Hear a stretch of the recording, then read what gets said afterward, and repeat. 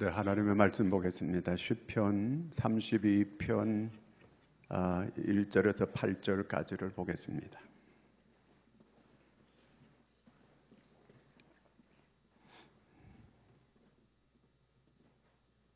다 같이 우리 함께 같이 합독하도록 하겠습니다.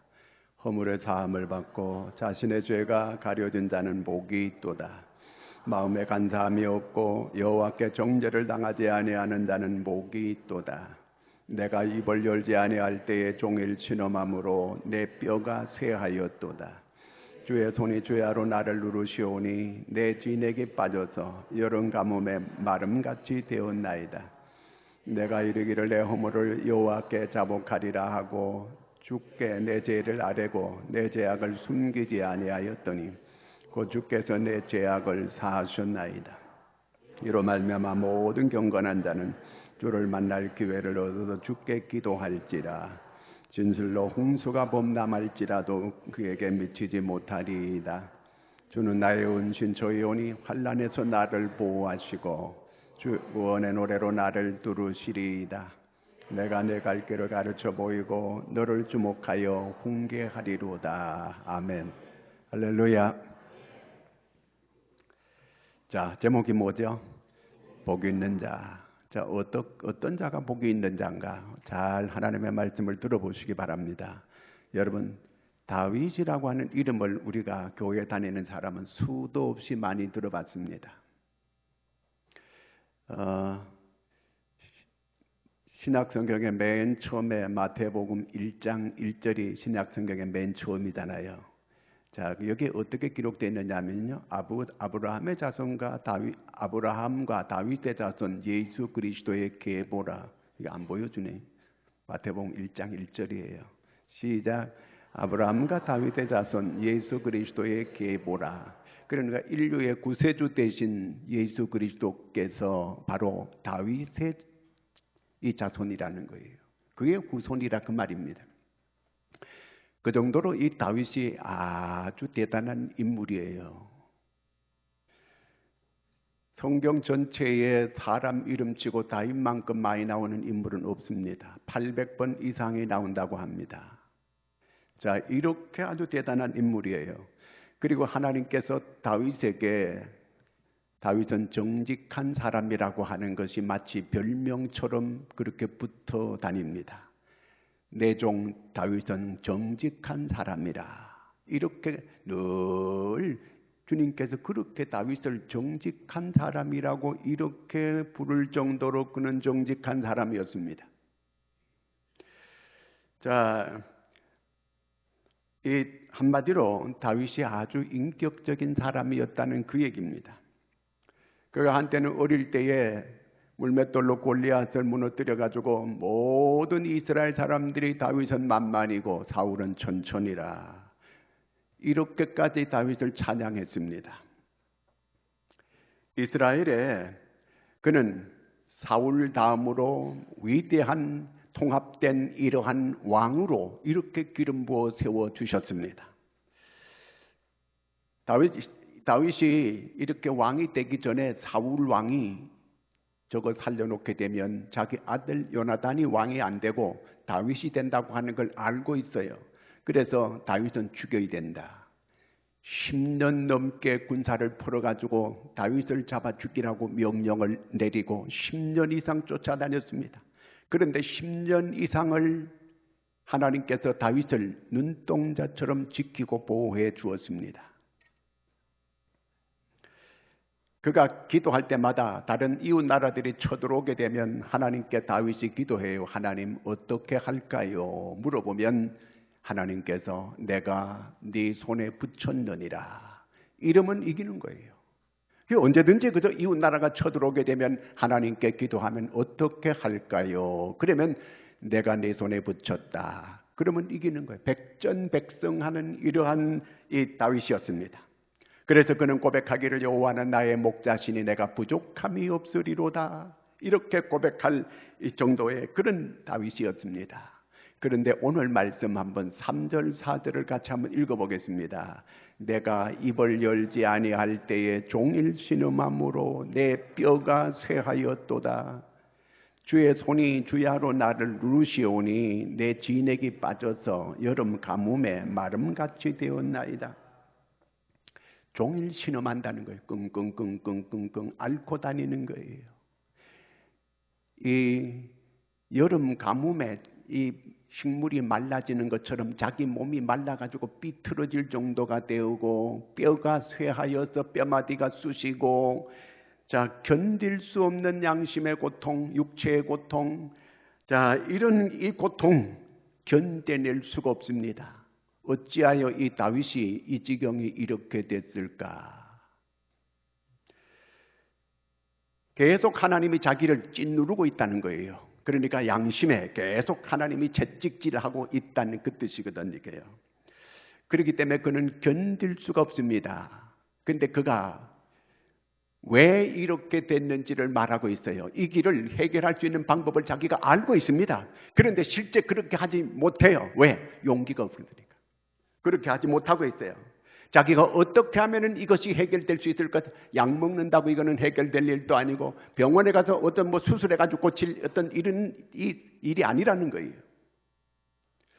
여기 오늘 3절 말씀 다시 한번 자세히 한번 보겠습니다. 여기 보니까 내가 입을 열지 아니할 때에 입을 안 열어서 문제라는 그 얘기거든요. 자기가 자기 문제를 어떻게 해결할까 하는 걸 알고 있어요. 뭐가 문제예요? 입을 열지 않는 게 이것이 문제예요. 입을 열지 않는다는 이 말은 회개하지 않는다 그 말이거든요. 그 죄를 자복하지 않는다 그 뜻입니다. 자기가 죄를 자복하지 않고 자기 안에 숨겨놓고 있다는 그 뜻이거든요. 그 죄를 숨겨서 그저 이것을 완전 범죄로 만들려고 하는 이런 계략을 이 다윗이 계속 꾸미고 있는 거예요. 왜? 이 죄가 정체가 드러나게 되면 자기가 뭐 완전히 끝날 것처럼 이렇게 생각을 하는 거예요. 밧세바를 강간했거든요. 그런데 그 여자가 임신을 해버렸어요. 그래서 최전방의 전쟁마당에 나가 있는 그 밧세바의 남편 우리아를 불러드립니다. 왜 불러드려요? 자기가 이제 완전 범죄를 노리는 거예요. 그래서 그 우리아를 불러들여가지고 너희 집에 가서 좀 쉬었다 가라 이렇게 했는데 그 우리아가 들어와서 전쟁마당에 있다가 돌아와서 왕궁에 머물고 집에 안 가는 거예요. 너 왜 집에 안 가냐? 그랬더니 지금 내 동료들이 지금 죽느냐 사느냐 전쟁마당에서 이렇게 있는데 내가 어찌 집에 가서 편안하게 내가 이렇게 쉴 수 있겠느냐고 가지 않는 거예요. 다윗의 뜻대로 안 되는 거예요. 자기가 완전 범죄를 만들려고 이렇게 계획을 하고 자기 뜻대로 뭔가 자꾸 이렇게 그 계략을 꾸며가지고 하는데 자기 뜻대로 안 되는 겁니다. 그래서 그에게 밀서를 이렇게 써가지고 그 손에 쥐어가지고 너희 상관에게 갖다 주라는 거예요. 아주 못됐어요. 그 밀서에 뭐라고 썼게요? 전쟁 앞마당에 내보내가지고 없애버려라. 세상에 그걸 우리아가 그걸 직접 자기가 그 밀서를 들고 이 전쟁 마당에 갔다가 자기 상관에게 그걸 갖다가 주는 거예요. 이런 아주 계략을 꾸미는 이 못된 계략을 가지고 있는 이 다윗. 사람이 어떻게 이전까지 이렇게 갔을까? 그 얘기예요. 점점 이렇게 하게 되면 문제의 화근이 되는 걸 이렇게 없애버리게 되면 자기 마음이 좀 편해질 것으로 이렇게 기대하고 생각을 했는데 전혀 자기 기대한 대로 그렇게 되지 않고 오히려 죄는 더 가중해서 짓게 되고 비겁하게 그 여자를 강간했으면 그걸뿐만 아니라 그 남편까지도 이렇게 죽이는 이런 끔찍한 죄에 더 괴로워하고 더 이건 이 자기가 고통이라고 하는 건 이루 말할 수가 없는 거예요.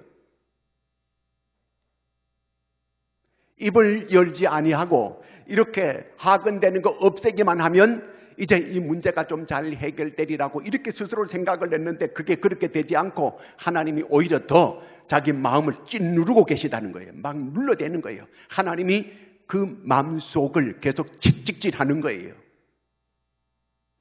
견딜 수가 없는 거예요. 자기 입만 열면 되는데 그 입을 못 여는 거예요. 회개가 마음대로 안 된다 그 뜻이에요. 회개가 왜 마음대로 안 될까?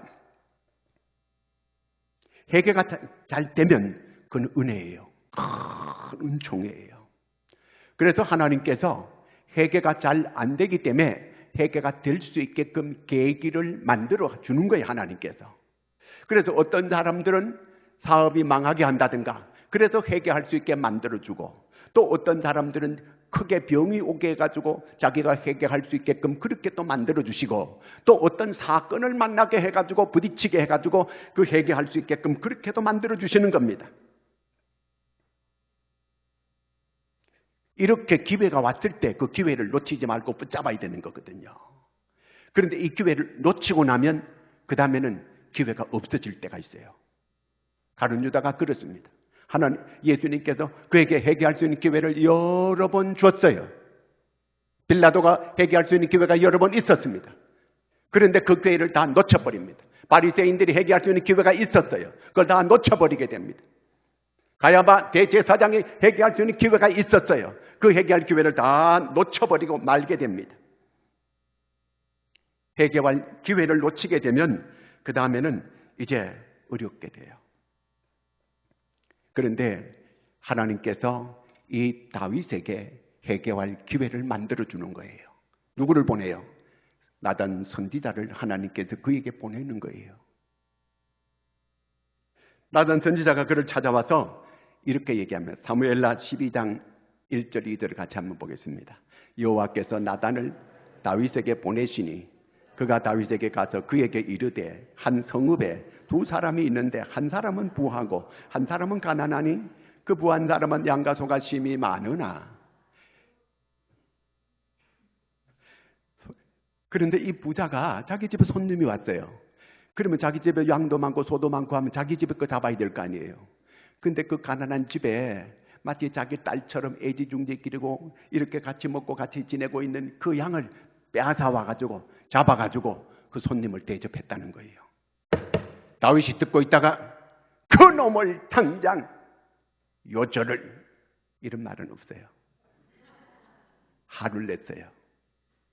화를 내고 4배나 갚게 하라, 이렇게 했습니다. 자, 12장 7절 말씀 같이 한번 보겠습니다. 나단이 다윗에게 이르되 당신이 그 사람이라. 이스라엘의 하나님 여호와께서 이와 같이 이르시기를 내가 너를 이스라엘 왕으로 기름 붓기 위하여 너를 사울의 손에서 구원하고, 내가 사울에게 그렇게 쫓겨다니는 거 내가 지켜 보호해 주고 가지고 내가 너를 이제 이스라엘의 왕으로 기름을 부어놨는데 뭐가 부족해서 그러느냐, 이 말이 한마디로요. 12장 10절에도 한번 같이 보겠습니다. 이제 내가 나를 업신여기고 헷 사람 우리아의 아내를 빼앗아 내 아내로 삼았는즉 칼이 내 집에서 영원토록 떠나지 아니하리라 하셨고, 여호와께서 또 이와 같이 이르시기를 보라, 내가 너와 내 집에 재앙을 일으키고 내가 내 눈앞에서 내 아내를 빼앗아 내 이웃들에게 주리니 그 사람들이 내 아내들과 더불어 백주에 동침하리라. 너는 은밀히 행하였으나 나는 온 이스라엘 앞에서 백주의 이 일을 행하리라 하셨나이다.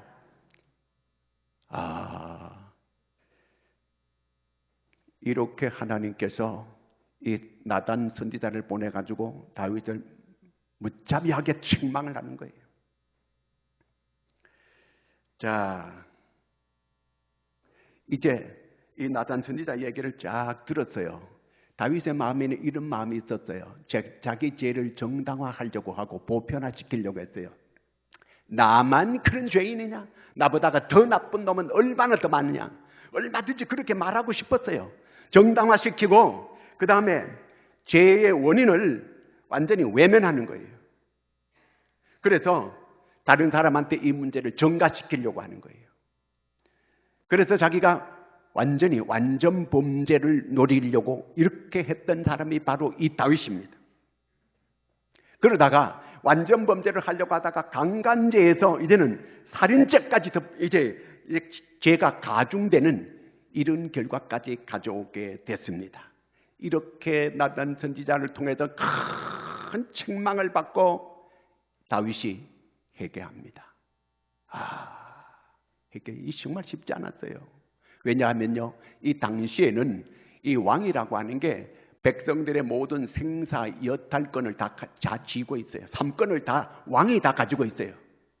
얼마든지 죽일 수 있고 살릴 수 있는 게 왕이 할 수 있는 그런 일이었어요.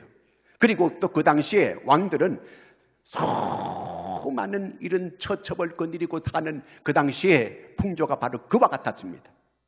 그렇기 때문에 바로 밧세바를 자기가 범한 것도 뭐 별일 아니다, 이거는 문제 아니다, 이렇게 얼마든지 생각할 수 있는 그런 바로 이 다윗이었습니다. 그런데 나단 선지자가 가차없이 이렇게 그를 책망하고 경고하고 이렇게 하게 될 때에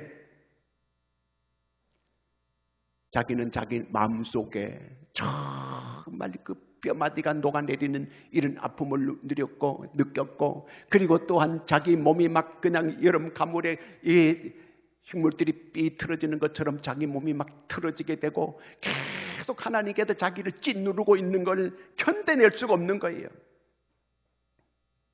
드디어 이제 하나님께서 나단 선지자를 통해서 회개할 수 있는 기회를 드디어 주었습니다.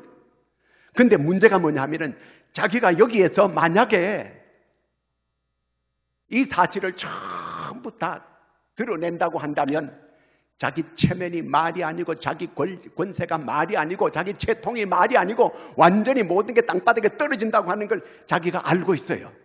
그래서 겁이 나는 거예요. 그래서 해결을 잘 못했던 거예요. 그래서 계속 감춰왔던 거예요. 5절 말씀을 다시 한번 보겠습니다. 내가 이르기를 내 허물을 여호와께 자복하리라 하고 주께 내 죄를 아뢰고 내 죄악을 숨기지 아니하였더니 곧 주께서 내 죄악을 사하셨나이다. 죄를 회개하는 것은요, 이 허물을 자복해야 돼요. 자, 계속 보여줘 봐요. 안 보여주네. 주께 내 죄를 아뢰야 돼요. 내 죄를 아뢰야 돼요.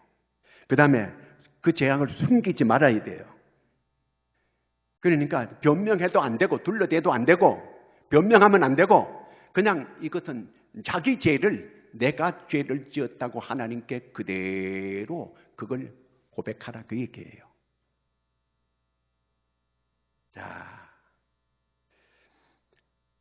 다윗은 남을 재판하는, 백성들을 재판하는 그런 자리의 왕입니다. 그 시퍼런 권세를 가지고 있는 그런 왕이에요. 모두 어느 안전이라고 그 앞에서 머리를 숙이지 않는 사람이 없습니다. 그런데 자기가 이 모든 걸 사람들이 알게 되면 자기는 이제 완전히 권세고 명예고 뭐고 다 땅바닥에 떨어진다고 하는 걸 다 알고 있어요. 그런데 깨끗하게 하나님 앞에 회개합니다. 제가 그렇게 죄를 지었습니다. 제가 그렇게 했습니다. 여기서 변명 안 해요. 그 여자가 나를 유혹했다고 이런 말 하지 않아요. 한마디도 밧세바에 대한 얘기 안 합니다. 제가 죄를 지었습니다. 제가 하늘과 아버지께 죄를 지었습니다. 그대로 그 얘기를 하는 거예요.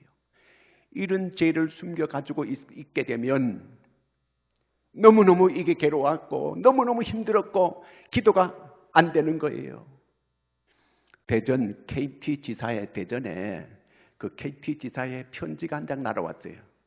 그래서 그 편지를 열어보니까 그 안에 수표가 10만 원짜리가 하나 들어있었어요.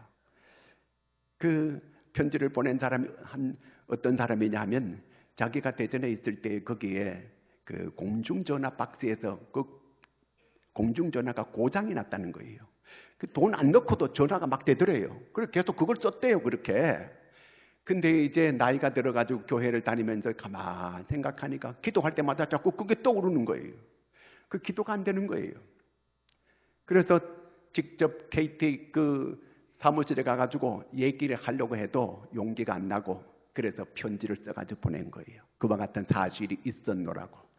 내가 교회를 다니면서 그걸 생각하게 되니까 너무 마음에 걸려서 내가 그래서 그걸 갚기 위해서 10만 원 수표를 동봉해가지고 보낸다고 용서를 구하면서 편지를 보낸 거예요. 여러분, 우리가 하나님께 기도가 왜 상달이 안 될까요? 이사야 59장 2절에 보면은 여호와께서 손이 짧아서도 아니고 귀가 둔하여 듣지 못한 심도 아니고 너희 죄악이 너희와 하나님 사이를 내어서 내가 너희를 듣지 아니함이니 하나님께서 우리가 죄악을 품고 있게 되면 그 기도를 들어주지 않는다는 거예요. 아예 듣지를 않는다는 거예요. 이 죄가 해결이 되어져야 돼요. 우리 마음에 찜찜하고 우리 마음속에 내가 아직도 숨겨놓은 어떤 이런 죄악이 있다면 여러분 오늘 그걸 그대로 하나님 앞에 해결할 수 있는 여러분들이 되기를 바랍니다. 이것이 해결이 되어져야 돼요. 그래야 내 기도가 하늘에 상달이 됩니다. 그래야 내 기도가 응답이 됩니다. 철저하게 토하듯이 해야 돼. 입을 열었다. 토한다는 말이에요. 토할 때는 그 속에 모든 게 다 토해내는 거예요. 밥알은 쌀알은 귀하니까 안 토하고 그냥 거기 구정물만 토하고 그거 없어요. 그대로 다 나오는 거예요. 그러니까 그대로를 그렇게 자복을 해야 되는 거예요. 그렇게 죄를 자복하게 되면 어떤 반응이 내게 오느냐 하면은요. 일단 내가 그렇게 하고 나면 내 속에 독소가 다 빠져나가요. 독소가 빠져나가면 내한테 면역력이 생겨지게 됩니다. 면역력이 생겨지게 되면 내 몸에 보약이 되는 거예요. 그게 바로 내가 철저하게 하나님 앞에 회개하는 건 내가 살 길이요. 그게 만약에 다윗이 계속해서 그 죄를 숨기고 자복하지 않고 회개하지 않았다면 다윗은 살 수가 없었어요. 그런데 그걸 철저하게 죄를 인정하고 내가 죄를 지었나이다. 내가 죄를 지었다는 거예요. 둘러대지 않아요. 변명하지 않아요. 그냥 내가 죄를 인정하고 그걸 그대로 드러내는 거예요. 이렇게 되니까 하나님께서 그를 즉각 용서해 주는 거예요. 즉각 하나님께서 사해 주는 거예요. 깨끗이 그 죄가 다 해결이 됐어요. 그러면서 이 다윗이 마음속에 마음의 자유가 오는 거예요. 자기 체면과 위신과 권세와 이런 걸 생각을 해가지고 그걸 두려워서 자기가 이런 정말 부끄러운 것이 이게 드러나게 되면 자기는 인생이 끝났다. 자기 정치 인생도 끝났다. 그냥 모든 게 끝났다고 이렇게 생각을 하고 그걸 그저 감추고 완전 범죄로 만들기 위해서 죄를 더 거듭 죄를 짓다가 더 구렁텅이에 이 완전 무죄행 속으로 빨려들어가는 것처럼 이렇게 빨려들어가는 그와 같은 이런 다윗이 이제 철저하게 자기가 하나님 앞에 죄를 숨기지 않고 변명하지 않고 누구 탓으로 돌리지 않고 그냥 그대로 회개했더니 하나님께서 그 마음속에 은혜를 주는 거예요. 자유를 주는 거예요. 마음속에 자유가 오기 시작했어요. 시편 103편 12절 읽어보겠습니다. 동이 서에서 먼 것 같이 우리 죄가를 우리에게서 멀리 자기 죄를 멀리 하나님께 던져버렸다는 거예요. 우리는 무슨 글을 썼다가 지우게 되면 흔적이 있잖아요. 주님은 우리에게 흔적조차 없게 깨끗하게 해주십니다. 자, 이렇게 회개하고 났더니 하나님께서 다윗이 어떤 죄를 지었습니까? 밧세바가 어떤 죄를 지었습니까? 그런데 그 왕후가 되게 만들고 그 다음에 거기에 누가 아들이 왕이 돼요? 솔로몬이 왕이 돼요. 세상에 그 회개하고 났더니 그 밧세바의 아들 솔로몬이 이스라엘의 위대한 왕이 되도록 이렇게 하나님께서 은혜를 주는 거예요. 보상을 해주는 거예요. 회개하니까 하나님께서 큰 은혜를 그에게 베풀어 주는 거예요. 다윗은 회개할 때 전혀 누구 탓으로 돌리지 않았고 밧세바가 나를 유혹했다고 얼마든지 말할 수 있는데 그런 말 한마디도 안 해요. 누구 탓으로 누구를 변명하고 둘러대고 전혀 그게 없습니다. 회개는 자기 죄를 정확하게 인정하고 하나님 앞에 숨기지 않고 그걸 그대로 자백하는 겁니다. 제가 잘못했습니다. 내 죄입니다. 그거는 내가 잘못했습니다. 그래서 성경은 죄 없는 자가 복이 있다 이렇게 말하지 않습니다. 죄가 가려진 자가 복이 있다는 겁니다. 여러분 제대로 하나님께서 심판한다면 머리 들고 이게 다닐 사람이 세상에 어디 있겠습니까?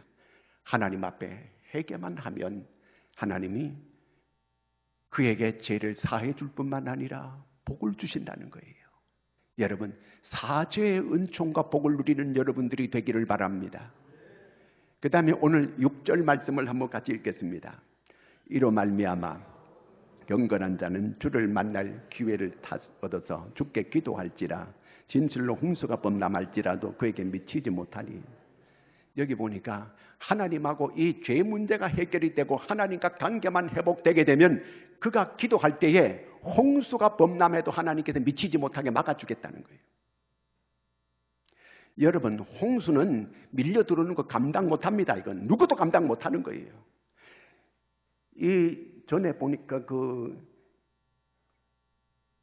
바닷물이 넘어오는 걸 뭐라 그러죠? 쓰나미라 그러는가? 쓰나미가 막 밀어올 때, 그거 뭐 감당이 안 되는 거예요, 그거는요. 그런데 하나님께서 홍수가 범람할지라도 미치지 못하게 만들어주겠다는 거예요.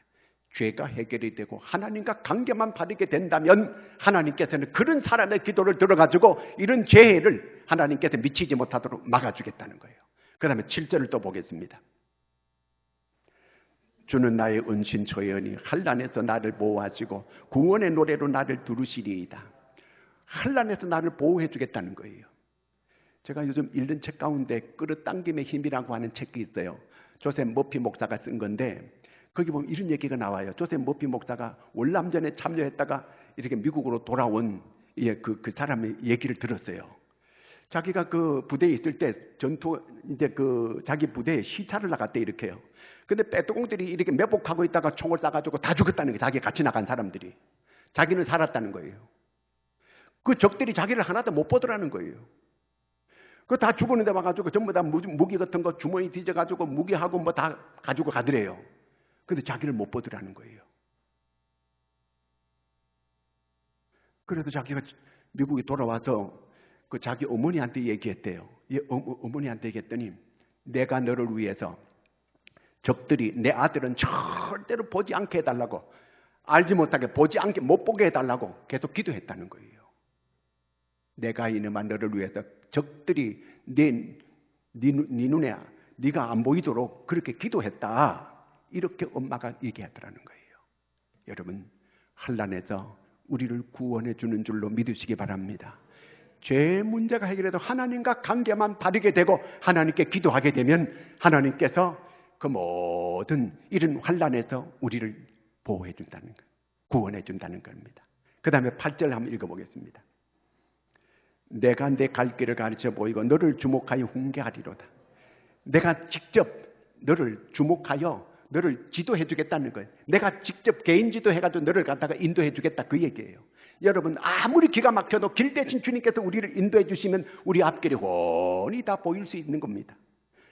주님이 하나님과 관계만 바르게만 이렇게 되고 그렇게 하나님께 기도하면 갈 길을 밝혀 보여준다는 그 얘기예요. 그러면 그 길이 훤하게 다 보이는 거예요. 그러니까 잘 되지 형통하지요. 어떤 사람에게요? 회개한 사람에게. 자기 죄를 숨기지 아니하고 탓으로 돌리지 아니하고 변명하지 아니하고 사실 그대로. 어떤 사람은 이렇게 회개하러 용서하러 왔다가도 이렇게 회개하고도 내가 잘못했습니다만은 너도 나쁜 놈이야. 그러면 그래가 또 싸워요. 이렇게 서로 이렇게 화해하러 왔다가 나중에는 싸움 박질하고 이렇게 돼요. 그거는 제대로 회개한 거 아니에요. 내가 잘못했습니다. 그러면 그걸 끝나야 돼요. 변명하면 안 돼요. 둘러대면 안 돼요. 누구 탓으로 또 이렇게 하면 안 돼요. 그냥 그대로 받아들이고 내 위신이 어떻게 되든 말든 내가 어떻게 땅바닥에 떨어지든 말 그걸 생각하면 안 되는 거예요. 그냥 그대로 하나님 앞에 회개만 하면 깨끗하게 하면 하나님께서 이와 같이 사죄한 자에게 복을 주신다는 겁니다. 회개해서 이런 은총을 누리는 여러분들이 되기를 축원합니다. 기도하겠습니다. 하나님 아버지, 은혜를 감사합니다. 하나님, 정말 하나님 앞에 장애물이 없는 하나님과 관계가 모두가 회복되어 그래서 하나님 기도할 때마다 응답이 되어지는 사죄의 은총을 누리는 우리 모든 성도가 되게 하여 주시옵소서. 예수님의 이름으로 기도드리옵나이다. 아멘.